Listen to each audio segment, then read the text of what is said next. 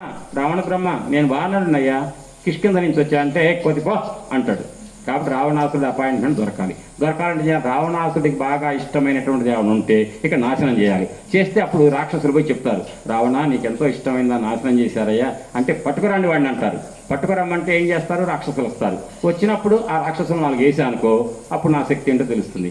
అట్ట ఎన్ని రకాల ఉపాయాలు వేశాడంటే ఆంజనేయుడు, నా శక్తి కనుక చూస్తే ఒక్క వానరుడు రామదూత నేను ప్రకటిస్తా, అటువంటి రామదూత అయినటువంటి ఒక కోతి వచ్చి ఇంతమందిని చంపితే రేపు కోతులంతా వస్తే మా బతుకేంటని చెప్పి రావణాసుడు భయపడేట్టుగా మైండ్ గేమ్ ఆడి అక్కడ వాళ్ళ మానసికంగా బలహీనపరచాలనే ఒకే ఒక ఉద్దేశంతో వీళ్ళని ఇక్కడ చేయాలంటే సామదాన భేద దండోపాయాలు తెలుసుగా మీకు. సామం అంటే మంచి మాటలు చెప్పాలి, మంచి మాటలు చెప్తే వింటారా రాక్షసుడు? ఎనరు. భేదం దానం అని నీకు డబ్బులు ఇస్తా కానీ ఈ గూఢాచారి పని చేస్తామన్నారనుకోండి, డబ్బులు ఇస్తానన్నారనుకోండి, ఈ లోకంలో సంపద అంతా లంకలోనే ఉండే, వాళ్ళకి డబ్బులు ఏమి కుదవా? ముఖ్యమంత్రి గారికి ఏమండి మీకు 116 ఇస్తా అని మాకు ఈ పని చేసి పెడతా అంటే ఎట్టుంటుంది? అట్ట రావణాసుడికి వీళ్ళు డబ్బులు ఇస్తాను ఆంజనేయుడు అంటే ఎక్కడ తింటాడండి? కాదు కదా. దానం కుదరదు, సామం కుదరదు, భేదం. ఈ రాక్షసుల్లో చీలిక తెచ్చి 2 వర్గాలు చేసి బలహీనపరిచి నాయకుడిని దెబ్బతీయటం. ఆ నాయకుడు ఎవరు? రాక్షసుడు. ఎవడో ఎదురు తిరుగుతున్నాడో, తిరుగుబాటు జెండా వేస్తున్నాడో వాడు చంపేస్తాడు. అట్లాంటి నాయకుడు ఉన్నప్పుడు సాధ్యమవుతుందా? భేదం కూడా కుదరదు. సామదాన భేదాలు ఏవి కుదరవు. ఇక మిగిలిందేంటి? 4 వేయటమే. కాబట్టి వీళ్ళ దగ్గర దండమే తప్ప ఇంకేం కుదరదని దండోపాయం మీద బయలుదేరాడు. ఏం చేశాడు? అన్నిటికంటే రావణాసురుడు కొత్త భార్యను తెచ్చుకోగానే తిరగటానికి ఒక ప్రమదావనం ఉంది. కొత్త భార్య రాగానే ఆమెను మురిపించడం కోసం ప్రమదావనంలో తిరుగుతాడు. ప్రమదావనాన్ని ఆయన మయుడితోటి ఎంతో గొప్పగా నిర్మించుకున్న గొప్ప అందమైనటువంటి వనం. ఆ వనాన్ని కాస్త నాశనం చేస్తే పోతుందిగా. ఎవరైనా ముట్టుకుంటారండి? రావణాసురుడు ఉన్నటువంటి లంకలోకి వెళ్ళి దొంగతనంగా బతికి బయటకు వస్తే చాలు, అట్లాంటి పోయి ఎదురుగా పెట్టుకున్నాడు. అయిపోయింది. ఏంటి? ప్రమదావనాన్ని నాశనం చేయటం కోసం తన శక్తి మొత్తం ఉపయోగించి విరిచి పారేశాడు.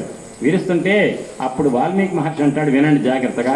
సాహిక్విఫలాసోకలత ప్రతాన వనస్థలీసోకలత ప్రతాన జాతా దశస్య ప్రమదావనస్య కపేర్బలాద్ధి ప్రమదావనస్య. అశోకలతలు అంటే శోకము లేకుండా ఆనందాన్నిచ్చి తన కొత్త భార్యని మురిపించేటువంటి అశోక వృక్షాలు కలిగినటువంటి వనంలో ఆంజనేయుడు చేసిన బీభత్సానికి మొత్తం శోకలతలుగా మారిపోయినాయట. ఏడుస్తున్నాయి, చెట్లన్నీ ఇరిగిపోయి పడున్నాయి. ఆ విరగ్గొడుతూ జబ్బలు ధరుస్తూ పెద్దగా అరుస్తూ రాక్షసులు వచ్చారట, రాక్షస్త్రీలు. ఆ చప్పుడికి అప్పుడు నిద్రపోయారు కదా, తెల్లవాళ్ళు వాగి పడుకున్నారు. అప్పుడే తిజట కళ చెప్పిందిగా, ఆ కళ దెబ్బకు భయం పుట్టి పడుకున్నారు.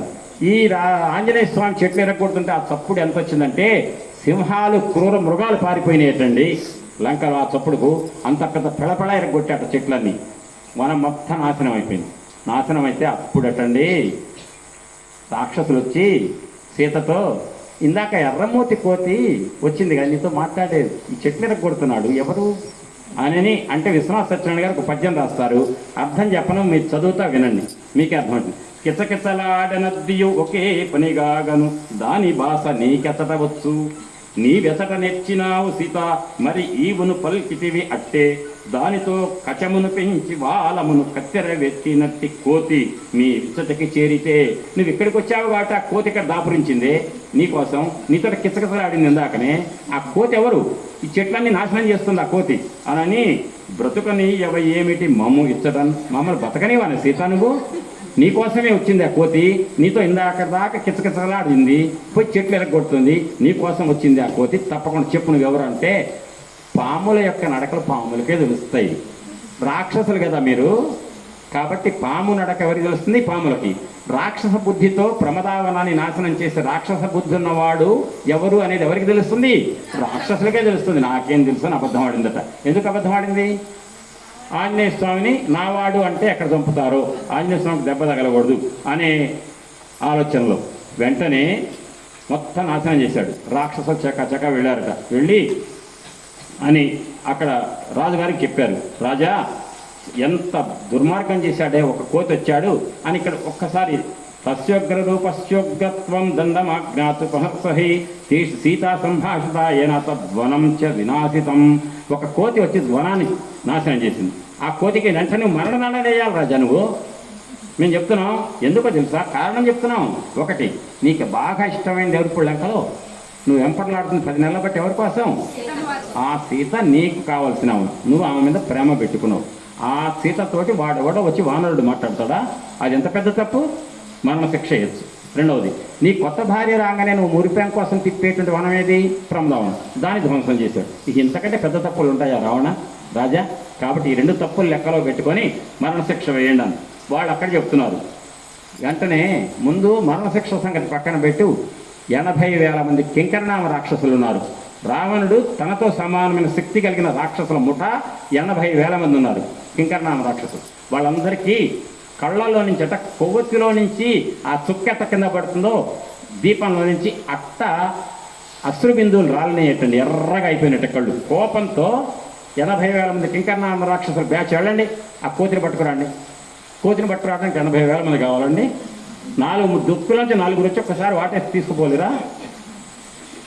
ఏంటి తెలివి తక్కువ పని? ఇది నమ్మొచ్చా ఈ కథ? చెప్పండి, ఎవరన్నా చెప్పండి తొందరగా, నాకు ఎక్కువ టైమింగ్.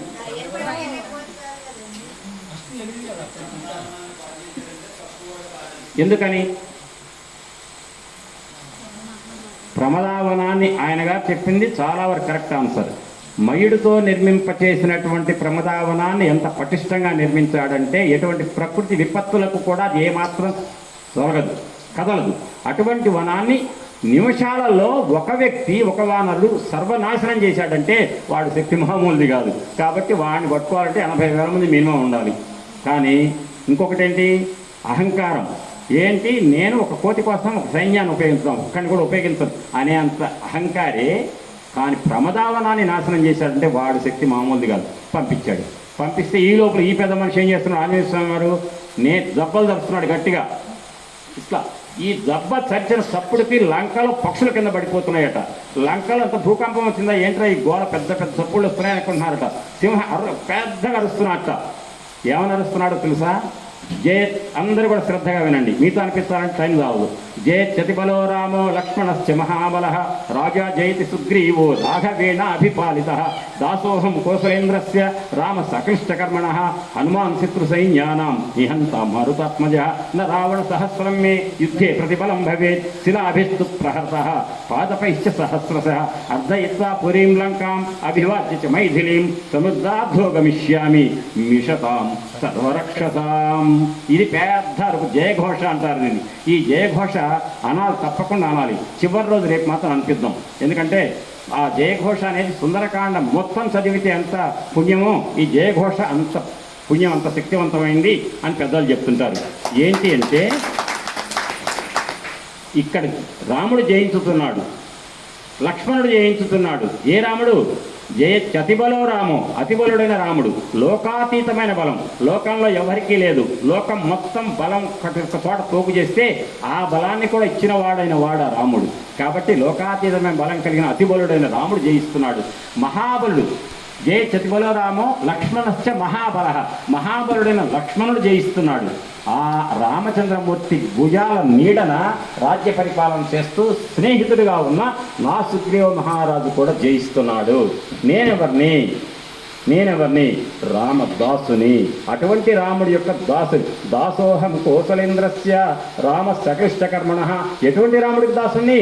ఎంత క్లిష్టతరమైన గొప్ప దుష్కరమైన కార్యాన్నైనా అవలీలగా చేసేటువంటి పరమశక్తివంతుడు అతిబలుడైన రాముడికి దాసుని నేను. దాసోహం కోసలేంద్ర రామ సకృష్టకర్మణ హనుమాన్ శత్రు సైన్యానం. శత్రు సైన్యాన్ని నొగ్గు చేయగలిగి హనుమంతుడిని నేను ఎట్ట చేస్తా? రాముడు దయవల చేస్తా. నా సొంతమేం లేదు, రాముడికి బంటుని కాబట్టి చేస్తా, రాముడు అనుగ్రహంతో చేస్తా అని ఎవరన్నా రావణాసురుడని బెదిరిస్తున్నారా? నా రావణ సహస్రమే వేల కొలది రాక్షసులు వచ్చినా, 1,000 కాదు 1000 కొలది రావణాసురులు వచ్చినా నా ముందు నిలబడ్డా వాళ్ళందరినీ చంపాలంటే నా దగ్గర ఆయుధాలు లేవు, తుపాకులు లేవు, ఇనప బాధ్యాలు లేవు, ఏమి లేవు.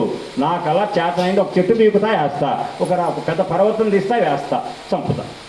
నా రావణ సహస్రమే యుద్ధే ప్రతిఫలం భవేత్ శిలాభిస్తు ప్రహరత పాదపైశ్చ సహస్రశ. పాదపైశ్చ అంటే పాదపములు అంటే చెట్లు, శిలలు అంటే రాళ్ళు చెట్లే నాకు ఆయుధాలు. పీకుతా అట మీద వేస్తా, చంపుతా. ఎంతమంది వేల మంది రావణాసురులు వచ్చినా నేను లెక్క చేయను అని చెప్పి జయఘోష చేశాడు, జబ్బలు జరిచాడు. అప్పుడట రావణాసురుడు దగ్గరికి వెళ్ళి,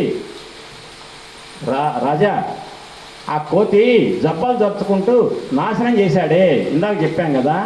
ఒక విచిత్రం ఏంటంటే ప్రమదావనం మొత్తం నాశనం చేశారు, కానీ ఒక్క చోట మాత్రం ఆకు కూడా కదలలే, నిక్షేపంగా ఉంది. ఎక్కడ? సీతమ్మ కూర్చున్నటువంటి అశోకవనంలో శింసుప వృక్షం ఏదైతే ఉందో అక్కడ 1000 స్తంభాల కైలాస పాండురం ఉందో అది మాత్రం చెక్కు చెదరలా, దాన్ని ముట్టుకోలే. ఎందుకు ముట్టుకోలే?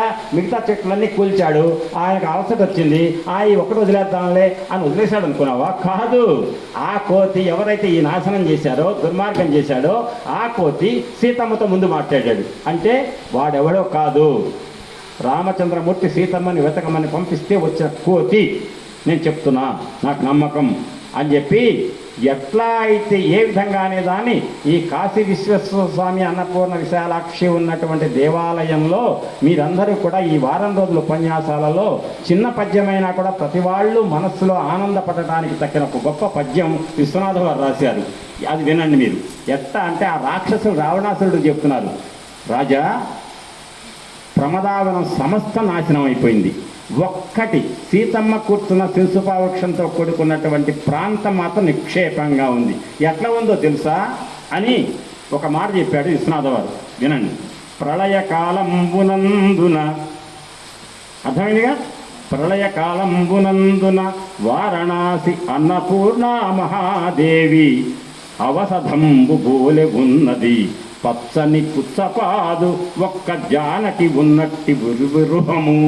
ఒక్క జానకీదేవి కూర్చున్నటువంటి శింసుపావృక్షం ఒక్కటి నిక్షేపంగా ఉంది. ఎట్లంటే ప్రళయ సముద్రంలో లోకమంతా మునిగిపోయిన తర్వాత అఖండ జలతత్వంలో యుగాంతం అయిపోయిన తర్వాత యుగంలో ఈ భూమండలాలన్నీ కూడా మునిగిపోతాయి నీళ్లలో. ఒక్క కాశీ అన్నపూర్ణ విశాలాక్షి యొక్క దేవాలయం మాత్రం మునిగిపోదు అని ఏదైతే పురాణాలు చెప్తుందో అట్ట సీతమ్మ కూర్చున్నటువంటి ఆ స్థలం తప్ప మిగిలిన నాశనం అయిపోయింది ప్రమదావనం. అంటే ఇంతకెవరు ఆ చెట్టు కింద కూర్చున్నాం? ఎవరు? ఇట్ట మాట్లాడితే అట్ట మీరు కూడా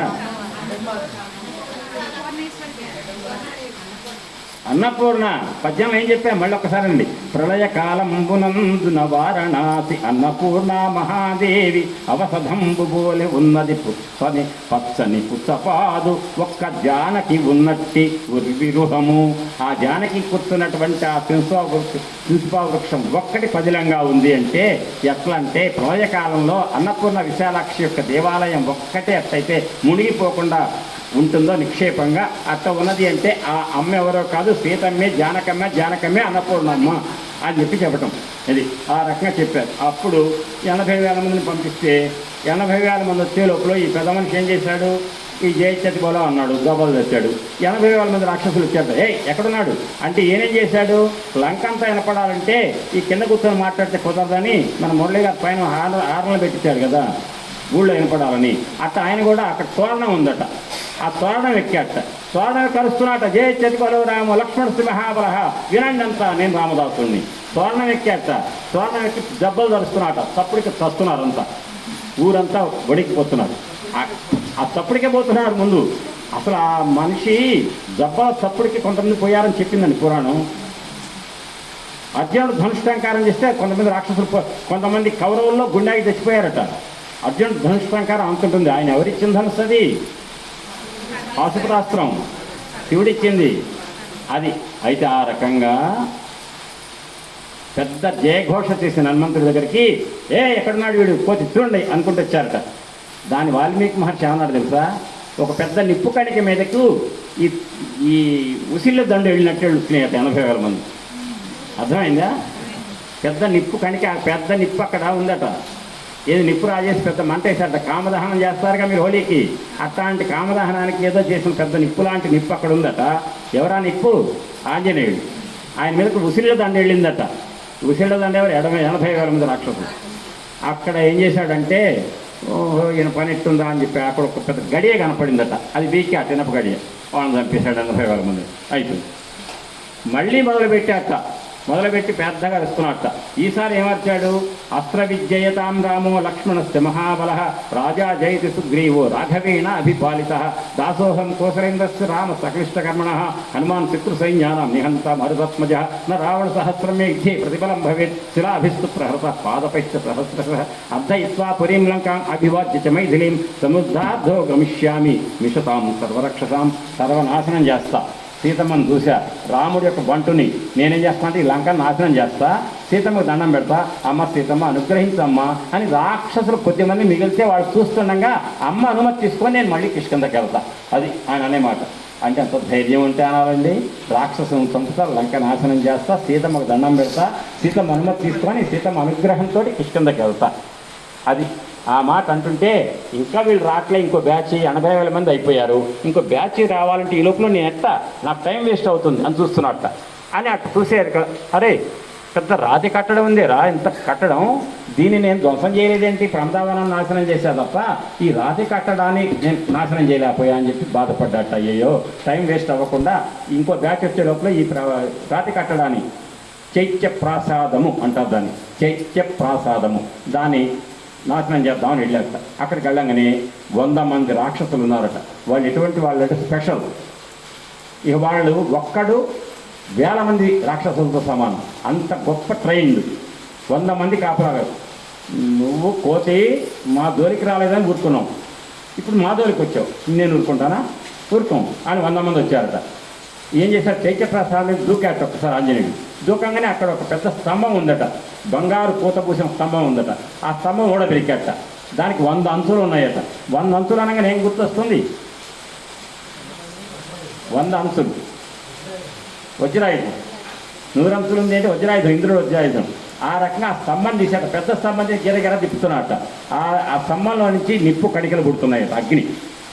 ఈ 100 మంది వచ్చారు కదా, వాళ్ళని మొత్తం ఆ స్తంభంతో చంపారేశాట. మళ్ళీ మొదలుపెట్టాట, రాండి నా మీద యుద్ధం చేయడానికి ఎవరినుంటే రండి అని. అప్పుడట రాక్షసులు పోయారటండి. అయితే 80,000 మందిలో ఒక్కడిని మిగిల్చాట ఆంజనేయుడు చంపకుండా. ఎందుకు? వాడికి అంత చిత్రగా ఉందా? రావణాసుడికి ఎవడో ఒకటిలాగా చెప్పడానికి ఒకరిని మిగిల్చాడు. వాడు పోయి చెప్పాట, అయ్యా రాజా ఈ 100 మందికి చెప్పా, అరే బుద్ధి ఉండండి రా, మా మందరం సావగొడితే నన్ను ఒక్కడిని మిగిల్చాడు, మీ 100 మంది ఆయన ముందు లెక్క కాదురా, మా 80,000 మంది బ్యాచ్ రా మేమంటే, మీ 80,000 మంది కూడా మేము ఒక్కడితో సమానం, మీ ఎంతమంది ఉన్నాం? 100, మాలో ఒక్కడితో మీ 80,000 సమానం అని చెప్తే వినకుండా అతి తెలివితేటలు చూపించారు రాజా అని చెప్పాట. ఆ చెప్పడానికి విశ్వనాథ సత్యనారాయణ గారు నవ్విచ్చేటువంటి పద్యం అనమాట. చాలా సరదాగా ఉంటుంది. ఏం చెప్పాడంటే, పద్యాన్ని చదువుతా వినండి. ఓరి బాబోయ్ వాడు భుజగము అఖిల కింకర సైన్యంబునపహరించే అనిన వినలేదు వారు తామరగి 100 మంది ప్రసాద రక్షకులు మడసిరి ప్రభు. ఎట్లా? గుడిని మృంగడి వారికి గుడి తలుపులు అప్పడంబులు, గుడిని మింగడి వారికి గుడి తలుపులు అప్పడంబులనట్లుగా అంతలైన కింకర్ల మడియించిన కీచపతికి భవన రక్షకులైరి అప్పడములు రాజా అంటున్నారు. అంటే ఏంటంటే ఒక గుడిని మింగేవాడు ఉన్నాడు, మొత్తం దోచేవాడు. గుడి తలుపులు లెక్క కాదు. గుడి మొత్తం భోజనం, గుడి తలుపులు అప్పడాలు లాంటివి. అప్పడాలు అన్నం తినేవాడికి నవిలి తినాలా? ఊరికిట్ట అప్పడాలు నలిపడేస్తారు కదా, నుసులుతారుగా ఇట్ట, అంత తేలిక అనమాట. 80,000 మందిని చంపారా నాయన, మీరు 100 మంది ఎందుకు వస్తారా మీరు ఆయన దగ్గర అంటే, మేము మామూలు వాళ్ళం కాదు అన్నారు. ఆ గుడిని మింగాడు 80,000 మందిని. ఈ గుడి తలుపులు మీరంతరా మీ బతుకంటే వినలేదు, పోయి అప్పడాలాగా నలిపేశాడు ఆంజనేయుడు. మమ్మల్ని ఏమో భోజనం చేసినట్టు చేశాడు 80,000 మందిని, నన్ను తప్ప, నన్ను ఒక్కడిని వదిలిపెట్టాడు, నీకు చెప్పాలిగా అని. ఈ 100 మందిని అప్పడాలు నవ్వినట్టు వదిలేశాడు అని చెప్పటం అట. ఇది విశ్వనాథ సరదాగా నవ్విచ్చే పద్యం చెప్పారు. ఆ తర్వాత ఇక పెద్దగా అరుస్తున్నాడు. మా సుగ్రీవ మహారాజు దగ్గర ఉన్న సైన్యం మామూలు వాడు కాదు. ఒకటి 10 ఏనుగుల బలం, ఒకటి 100 ఏనుగుల బలం, ఒకటి 1000 ఏనుగుల బలం. ఇట్లాంటి వాళ్ళు 200 మంది ఉన్నారు. ఎంతమంది లెక్కలేదు. ఈ లంక మొత్తం కూడా మా సైన్యం వస్తే పట్టదు ప్లేస్, అంత సైన్యం ఉంది, వాళ్ళు వస్తున్నారు. ఇదంతా ఏం మిగిలిపోయిన వాళ్ళు ఉంటే వాళ్ళని భయపెట్టాను. వాళ్ళు భయపెట్టాడు, అందరినీ భయపెట్టే పెద్ద పెద్ద అరుపులు అడుస్తున్నాడు. అలాగే వెంటనే రావణాసుడికి పోయి చెప్పారుగా 100 మంది. వాళ్ళు ఎందుకు పోయారు రా, 100 మంది చైత్య ప్రసాద రక్షకులు. నేను బొమ్మలు లేదుగా, నా ఆర్డర్ 80 మంది కంటే ఏం చేస్తామయ్యా చెప్తే వినుకుంటే అప్పుడల్లా నవ్వులేశాడు ఆయన. వీళ్ళు పోయారు. అయితే ఒక పని చేయండి, ప్రధానమంత్రి ప్రహస్తుడు ఉన్నాడే ఆయన కొడుకు జంబుమాలిని పంపించండి, ఆయన సరిపోతాడు. ఎందుకంటే జంబుమాలి లాంటి వాడు మామూలు వాడు కాదు. జంబుమాలి ఆయనకి పెద్ద సైన్యం. వాళ్ళందరూ మన జంబుమాలి వచ్చాట. జంబుమాలి రాగానే పెద్ద సైన్యంతో వచ్చి చూసుకుందాం అన్నట్ట. ఎందుకంటే జంబుమాలి అంటే అక్కడ లంకలో చాలా పేరు. అప్పుడు ఆ గడియ తీసేట వాళ్ళని చంపేశాడు మొత్తాన్ని. అరే వాళ్ళు కూడా పోయారు ఏంటి అని చెప్పేసి అని పోయి చెప్పారు. చెప్తే 7 మంత్రిపుత్రులు ఉన్నారు కదా, 7 మంత్రిపుత్రులు మంత్రి కుమారుల బ్యాచులుగా మంత్రిపుత్రులు, ఆ బ్యాచులు పంపిస్తాన్ని అప్పుడు ఆ వానరుడు లొంగుతాడు అన్నారు. 7 మంత్రిపుత్రులు వచ్చారు, వాళ్ళని నలిపి పారేశాడు. తర్వాత 5 సేనాధిపతులు, అంటే వాళ్ళని చంపిన విషయం ఆ ఎట చంపాడు అనేది ఏముంది చెప్పండి. పైకి ఎగిరాడు, ఒక తన్ను తన్నాడు, బుధం ఎరిగింది, కింద పడ్డాడు, కాళ్ళు ఎరిగినాయి. అవి పెద్ద సుందరకాండలు అంత గొప్పగా మీరు ఎవరు చదువుకొని అర్థమయ్యేది. అందుకని 5 సేనాధిపతులు వచ్చారు. సేనాపతులు వాళ్ళు పెద్ద బలగంతో వచ్చారు. ఆ సేనాపతులకు మాత్రం కొంచెం మాటలు చెప్పాట. మీరు చాలా జాగ్రత్తగా ఉండండి, ఇది మామూలుగా లేదు వ్యవహారం, ఎందుకంటే ఆయనతో కోతి అనుకుంటున్నారు, గుర్తుపెట్టుకోండి ఒక మాట అని చెప్పాట. మరి టైం అయిపోతుంది కాబట్టి ఏం దృష్టాహి హరయ పూర్వం మయ విపుల విక్రమా వాలిచ సహ సుగ్రీవో జాంబవాంశ మహాబల నీలసేనాధిపశ్చైవ ఏ చాన్యే ద్విధాదయ నైవం తేషాం గతిర్భీమా న తేజో న పరాక్రమ న మతిర్న బలోత్సాహ న రూప పరికల్పనం మహత్ తత్వమిదం జ్ఞేయం కపి రూపం వ్యవస్థితం అన్నాడు. అంటే ఒక్కటే మాట అన్నాడండి, నేను రావణాసురుడైన నేను వాలి అంతకంటే వీరుడు ఈ లోకంలో లేడు అనగానే వాలి మీద యుద్ధం చేద్దామని వెళ్ళి ఒకరోజు సముద్రం నన్ను పట్టుకొని నొక్కాడిట. అప్పుడు స్నేహం చేసుకున్న ఆయనతోటి వాళ్ళ ఇంటికి పోయి పరిచయం చేసుకొని రావణాసురుడు అప్పటి నాకు వాలి నాకు ఫ్రెండు, వాళ్ళ దగ్గరికి పోని వాలి తమ్ముడు సుగ్రీవుడు తెలుసు, వాలి తమ్ముడు దగ్గర సుగ్రీవుడితో తిరిగే వాళ్ళు ఎవరో తెలుసు, నాకు అంగదుడు తెలుసు అని, నీలుడు తెలుసు, ద్వివుదుడు తెలుసు, జాంబవంతుడు తెలుసు, అందరు నాకు తెలుసు. వానరుల్లో వాలితో సహా ఇంత శక్తివంతుడు ఎవళ్ళేడు. వాళ్ళు చచ్చిపోయిన సంగతి ఇంకా తెలవదు రావణాసుడికి, వాళ్ళే గొప్పవాడు, వాళ్ళ దగ్గర ఉన్న అందరు నాకు తెలుసు. కానీ ఈ వానరుడు ఎక్కడున్నాడో నాకు తెలియదు. నాకు డౌట్ ఏంటి వస్తుంది తెలుసా, యక్షులు కిన్నరులు కింపురుషులు దేవతలందరి మీద దండెత్తాగా, నేను వాళ్ళ భార్యలను ఎత్తుకొచ్చి వాళ్ళు సావగొట్టే కదా, వాళ్ళందరూ గ్రూప్ అయ్యారు, ఇప్పుడు ఏకమయ్యి వాళ్ళు తపస్సు చేసి వాళ్ళందరి బలాలు ఒకచోట కలిపి ఈ వానరుని సృష్టించారు. చూడండి, అర్థమైందా? ఈ ఆంజనేయుడు ఎవరంటే మామూలు కోతి కాదు. ఈయన ఎవరంటే ఈయన నా ద్వారా బాధపడినటువంటి అనేక మంది దేవతలు, యక్షులు, కిన్నరులు, కింపురుషులు, గంధర్వులు అందరూ బాధపడిన దేవతా శ్రేణి మొత్తం ఒక చోట సమావేశమై వాళ్ళ యొక్క తపశ్శక్తి మొత్తాన్ని ధారపోసి ఒక చోట చేసి వాళ్ళ తపశ్శక్తితో ఒకే ఒక ప్రాణిని సృష్టించి ప్రాణం పోసి నా మీద వదిలిపెట్టారు భయం, నేను భయపడాలని. కాబట్టే వాలి ఈ లెవెల్ కాదు, సుగ్రీవుడు ఈ లెవెల్ కాదు. వాలి కాదంటే ఇంకెవరు కాదు కదా. వీళ్ళెవరు కూడా ఈ స్థాయిలో చేయట్లా. మాట్లాడితే వీళ్ళు ఇంత అవుతున్నట్ట, మళ్ళీ ఇంత అవుతున్నట్ట, పెరుగుతున్నట్ట, తగ్గుతున్నట్ట, జబ్బలు ధరిస్తే లంకాదిరిపోతుందంటే ఈయన వాలి కాదు, సుగ్రీవుడు కాదు, ఎవరు కాదు. ఖచ్చితంగా దేవతలంతా కలిసి నా మీద కక్షతో ఒక మహాప్రాణిని సృష్టించి పంపించారు తప్ప కనపడేది వానర రూపమే, కనపడేది కోతి రూపం, నిజంగా వానరుడు కాదు, మహాప్రాణి. జాగ్రత్తగా ఉండండి అన్నట్టు. ఎవరికి 5 సేనా నాయకులు పంపిస్తే అన్నీ వినట్ట. రాజా మాకు ఇవన్నీ ఎందుకు చెప్పండి, ఒక కోతి గురించి ఎందుకు ఇంతసేపు టైం వేస్ట్ చేస్తారు, మేము ఇంతమంది అవసరమా, అవి తన్నవాళ్ళే ఆయన ఇంతమంది పోయిన వాళ్ళంతా అన్నట్టు అని. ముందు మీ సంగతి చూసుకోండి, మీరు చావకుండా చూసుకోండి, ఆయన చంపడం సంగతి తర్వాత, మీ ఆత్మరక్షణ మీరు చూసుకోండి అన్నట్టండి రావణాసుడు. మాకంతా చెప్పక్కర్లేదండి, మేము అన్నిట్లో ఎక్స్పర్ట్స్ని, మాకెందుకు, మమ్మల్ని పంపిస్తున్నారా, నిశ్చింతగా ఉండండి అన్నారట. వచ్చాడు, గడి తీసుకొని వీళ్ళని చంపేశారు, మొత్తం అయిపోయారు. అప్పుడట మా నాన్నకి ఎప్పుడు కూడా నేనంటే లెక్క ఉండదు, మా అన్నయ్యే గొప్ప, నేను అస్సలు లెక్క కాదు, ఈ సైన్యం అంటే గొప్పే తప్ప ఎంత విద్య నేర్చుకున్నా నేను, నాకు ఎంత తపశ్శక్తి ఉంది, తపశ్శక్తితో ఒక రథం, ప్రత్యేకమైన రథం తెచ్చుకున్నా, ఈ రథంతో ఆకాశంలో గాలిలో ఉండి రథంలో యుద్ధం చేస్తాట వాడు. ఎవడంటే రావణాసురుడు చిన్న కొడుకు అక్షకుమారుడు. మీరేమంటారు? కపీశమక్ష అంటారు. హనుమాన్ చాలీసా చెప్పండి. కపీశమక్ష హంతారం వందే లంక భయంకరం. అంటే లంకని మొత్తం గడగడలాడిచ్చినటువంటి వాడు ఆంజనేయుడు అంటానికి అక్షకుమారుని చంపిన ఆంజనేయ అన్నారు. అది ఆంజనేయుడు గొప్పతనం చెప్పాలంటే అక్షకుమారుడు చంపడం అంత తేలిక కాదు. ఎందుకంటే వాడు మాయల విద్య యుద్ధం చేస్తాడు. మాయా యుద్ధం వాడు చేసేది ఆకాశంలోనే చేస్తాడు, కింద ఉండదు. రాగేస్తాడు. నిన్న గుడి కాబట్టి ఉపయోగించకూడదు, గాలిలోనే ఇంధనం నింపుకున్నారట విమానాలు. ఎందుకని 37 గంటలు ప్రయాణం చేయాలంటే గాలిలో నింపుకోకపోతే జార పెడతాలి 14,000 కిలోల బాంబులు. అట్నే అప్పట్లో మాయా యుద్ధం చేయగలిగే సమర్థత ఉంది అక్షకుమారుడికి. ఆయన వచ్చాడు, యుద్ధం చేస్తుంటే బాణాలు వేస్తుంటే తల దెబ్బలు తగిలి నెత్తురు ఓడిందటండి ఆంజనేయ స్వామికి. చిన్నవాడు ఒక కుర్ర కుంక, వీడు ఏం యుద్ధం చేస్తున్నాడు, ఏ నైపుణ్యం, వీడి యుద్ధ నైపుణ్యం చూస్తుంటే నాకు వీడిని యుద్ధం చేసి చంపాలనిపించట్లేదు అనుకున్నాడు ఆంజనేయుడు. వాల్మీకి రాసిన మాట అది. అసలు ఆయన యుద్ధ నైపుణ్యం చూస్తుంటే ఇంత నైపుణ్యంతో యుద్ధం చేసేవాడు చిన్న వయసులో ఇట్లాంటి వాడు లోకంలో ఉన్నాడా అని అబ్బురపడ్డాట ఆంజనేయ స్వామి. నేను చంపని వీడిని అనుకున్నాను. కొద్దిసేపు చూశానుక వాడి తాకిడి చూసి నేను ఎట్నే కనుక అవస్తత్వం చేసేటైతే వీడు నన్ను కూడా లేపేసేట్టే ఉన్నాడు, ఇక అయితే నేను విజృంభించాలి. అప్పటిదాకా ఏమన్నా వాడు వేస్తుంటే పడుతున్నాడు. మన తెలుగు సినిమాల్లో హీరోలు వీళ్ళని 3 సార్లు కొట్టిన దాకా కథలుగా 3 సార్లు అయిన తర్వాతగా పోరాడేది అట్లా. కానీ ఆంజనేయ స్వామి అట్ట కాదు, కావాలి అని ఆ అక్షకుమారుడి మీద ప్రేమతో ఆ చేసే యుద్ధ నైపుణ్యాన్ని చూసి ఆశ్చర్యపోయి చంపకూడదు ఇటువంటి వాడిని, ముచ్చటేస్తుంది అన్నాడు.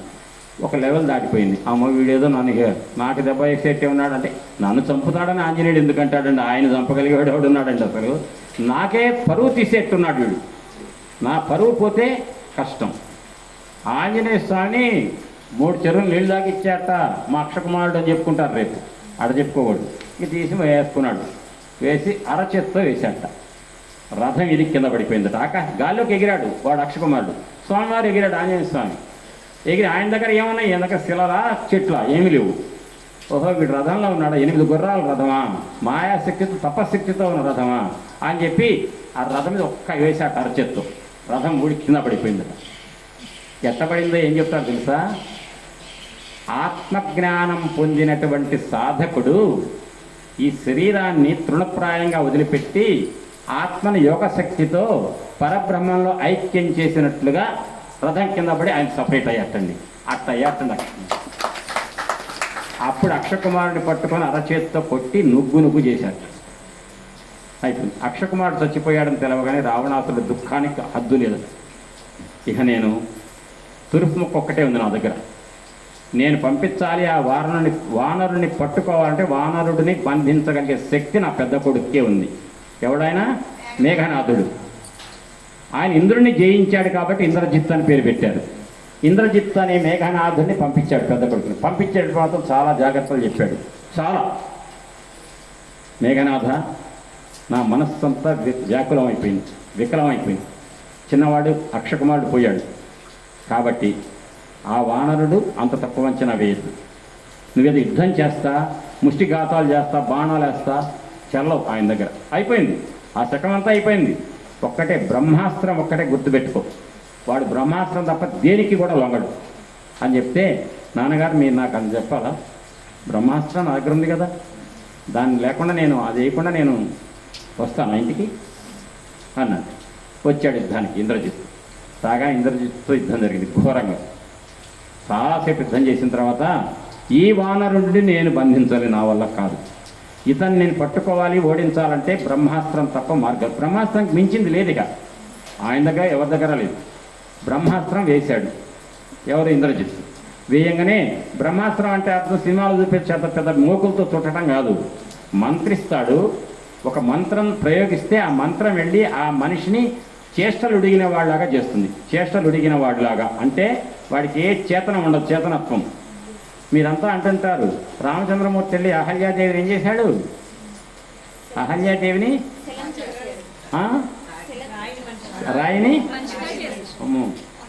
చరణము రూకినట్టి శిల జవ్వని రూపగుటొక్క వింత సుస్థిరముగ నీటిపై గిరులు చేలిను దొక్క వింత మీ స్మరణ ధనస్సు మానవులు సద్గతి చెందిన దంత వింత ఈ ధరను ధరాత్మజారమణ దాశరథీ కరుణాపయోనిధి చరణము సోకినట్టి శిల జవ్వని రూపగుటొక్క వింత నీ కాలిధూళి నీ పాదధూళి సోకి రాయి ఆడది అయినాదంట మానవ మీద కాలు పెడితే ఏమవుదా తోటంతంట అప్పుడు ఏమన్నారు దయచేసి ఒక్కసారి కాళ్ళు కడగనీయవంట మూడు మూర్తుల నీవు నారాయణ మూర్తి వంట రామయ్య తండ్రి అంతే కదా. అంటే మూడు మూర్తుల మూలమూర్తి ఆయన పరబ్రహ్మం రాముడు. అంటే ఆయన కాళ్ళు కడగకపోతే ఆ ధూళి కనుక తగిలితే ఆ పడవ కూడా ఆడదవుతుందట. మళ్ళీ ఈయనకి రేపటి ఉద్యోగం ఉండదు, వ్యాపారం. కానీ నిజానికి కాలు ధూళి సోకి రాయి ఆడది కాల. అచేతనంగా పడినటువంటి అహల్యాదేవికి రామచంద్రమూర్తి సాన్నిధ్యం రాగానే, రామచంద్రమూర్తి అహల్యాదేవి ప్రాంతంలోకి రాగానే చేతనత్వం వచ్చింది. రాముడి యొక్క సాన్నిధ్యం అటువంటిది, సన్నిధానం అటువంటిది. అంతే తప్ప ఆమె రాయి కాలేదు, గుర్తుపెట్టుకుంది. అతనే ఉంది, అహల్యలాగానే ఉంది. కానీ చేష్టలుడికి అటుండి రామమంత్రం జపం చేసుకుంటూ ఉంది. ప్రపంచంతో సంబంధం లేదు, గుర్తుపట్టలేదు ఏమీ కూడా. రాముడు రాగానే, రాముడు సన్నిధానం కాగానే అప్పుడు చేతనత్వం వచ్చి మనిషిగా మారి రామా అని దండం పెట్టిందట. ఎవరికి? ఆ పక్కనే ఉన్నాడు ఆయన, గడ్డం పెట్టుకొని పెద్ద ఆయన విశ్వామిత్రుడు, ఆయనకి పెట్టలే. పక్కన లక్ష్మణుడు ఉన్నాడు, ఆయనకి పెట్టలే. నల్లటాయనకే పెట్టాడు. నేలమేఘ శ్యాముడైనటువంటి రాముడికే పెట్టింది ఆమె. ఈయన రాముడని ఎవరు చెప్పారు? ఇన్నాళ్ళు చేతనత్వం పోయి భర్త పెట్టిన శాపం వల్ల అచేతనంగా ఉన్నటువంటి అహల్యాదేవి ఏ రామమంత్రాన్ని జపిస్తుందో ఆ రామమంత్రమే తనయింది. ఆ మంత్రాన్ని అనుభవించి దాని ఫలితాన్ని పొంది రాముణ్ణి సరాసరి గుర్తుపట్టేంత శక్తి ఆ అహల్యకు వచ్చింది. కాబట్టి ముగ్గురు ఎదురుగా ఉంటే ముగ్గురు రాముడు ఎవరో ఆయన్నే రాముడు అని చెప్పి దండం పెట్టింది. పెడుతుంటే రాముడు వెంటనే మళ్ళీ దండం పెట్టాటమ్మా, అట్ట పెట్టకమ్మా. ఆ రకంగా చేష్టలు డిగేట్ చేస్తుంది బ్రహ్మాస్త్రం. ఆ బ్రహ్మాస్త్రం చెప్తూ మళ్ళీ మధ్యలో ఇది వచ్చింది ఈ పక్క. ఆ రకంగా చేష్టలు విడిగిపోయాడు. అమ్మ ఇప్పుడు ఇన్నాళ్ళు మా నాన్నగారు ఎంతమంది బ్యాచులను పంపిస్తే బ్యాచులు మొత్తం ఎగిరిపోయినాయి. నేను చివరికి బ్రహ్మాస్త్రం ఈ పని ఏదో ముందే మా నాన్న చేస్తే ఎంత బాగుండేది అని అనుకుంటున్నట్ట. ఈ రాక్షసులు పక్కవాళ్ళు, మా రాజుగారు పెద్ద కొడుకు పట్టిపోయాడు, ఈ కోతి దొరికిపోయింది, కోతి దొరికిందని పాని ఇంట్లో తీసుకురా నారపీచులు, దాని గుడ్డలు అని పాత చీరలు నారపీచులు మొత్తం చుట్టారు. ఎందుకు పారిపోతాడేమో, పట్టి కట్టేద్దాం ఇప్పుడే దొరికాడుగా అని కట్టేస్తే బ్రహ్మాస్త్రం ఒక్కసారి ఎవరి మీద ప్రయోగిస్తే ఆ మనిషి అచేతనంగా తయారైతే ఆ మనిషి చుట్టూ చిన్న దారం చుట్టినా బ్రహ్మాస్త్రం నిర్వీర్యం అయిపోతుంది. ఆ సంగతి రాక్షసులు తెలవక అత్యుత్సాహంతో చేశారు. ఈ బ్రహ్మాస్త్రం యొక్క గొప్పతనం తెలిసింది ఎవరికంటే ఇంద్రజిత్తుకి. ఈ దుర్మార్గు ఈ రాక్షసులు ఎక్కడ దొరికారు రా బాబు, నేనేదో కష్టపడి బ్రహ్మాస్త్రం వేస్తే ఆ బ్రహ్మాస్త్రాన్ని కాస్త నిర్వీర్యం చేసి పడేశారు రా, ఈ పనికిమాలిన వాళ్ళు నా చుట్టూ ఉండి బ్యాచ్ అనవసరంగా వచ్చారు అనుకున్నట్ట.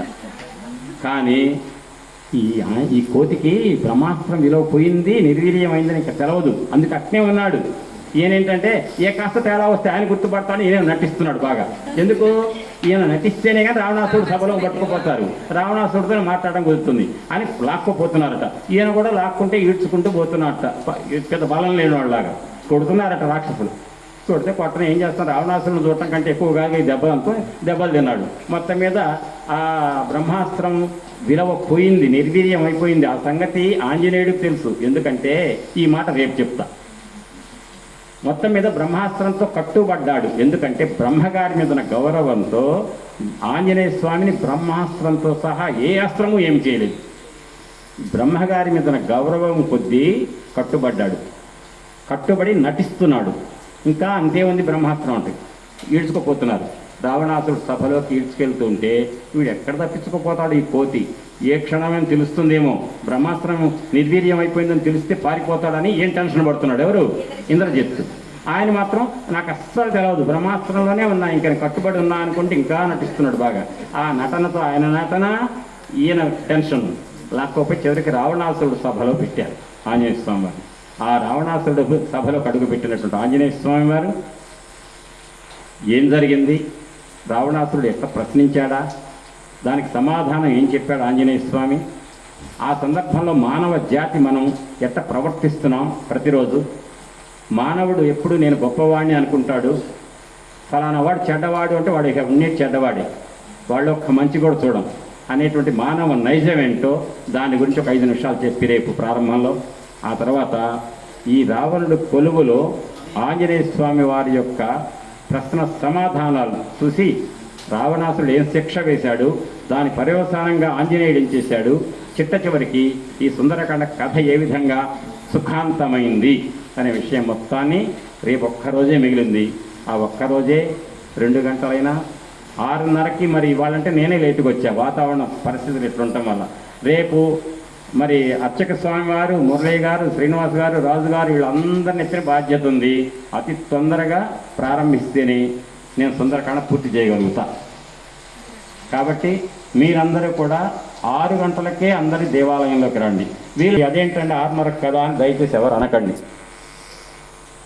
6ంటికి ప్రారంభించినా కూడా ప్రారంభించబడుతుంది అనే నమ్మకంతో రండి. అనుకోకుండా పావు గంట లేటు 6:15 స్టార్ట్ చేస్తే మేము సరదాగా ఇంటి దగ్గర టీవీ చూసేవాళ్ళం కదా సార్, ఎందుకు 6ంటికి రమ్మన్నారు మమ్మల్ని అని అనకండి.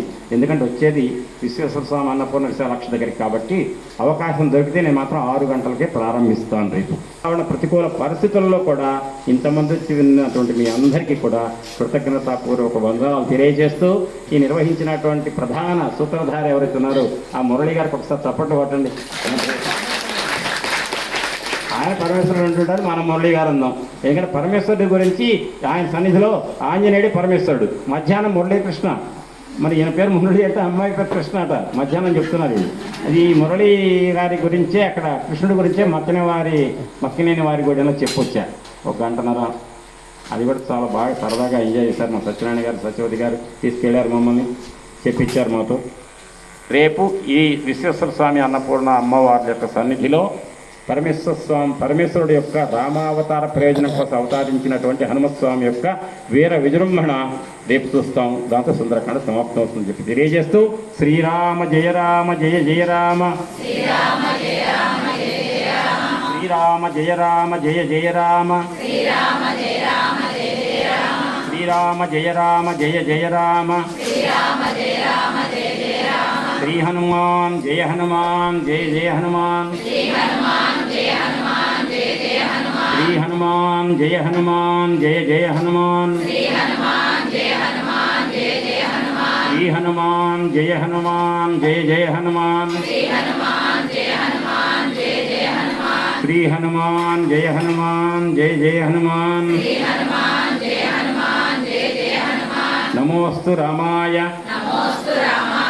లక్ష్మణాయ దేవ్యై చ తస్యై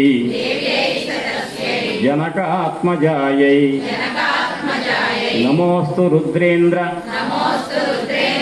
యమానిలేభ్యో నమోస్తు చంద్రార్క మరుద్గణేభ్యః తదున్నసం పాండుర దంతమవ్రణం శుచిస్మితం పద్మ పలాసలోచనం ద్రక్ష్యే తదార్యావదనం కదాన్వహం ప్రసన్న తారాధిప తుల్య దర్శనం. ఇవాళ ఇటు పక్కేసిందేమో మొదటి రోజు చెప్పా, ఇటు పక్కేసిన చూడమని ఇచ్చినటువంటి కథ ఇవాళ అయింది కదా.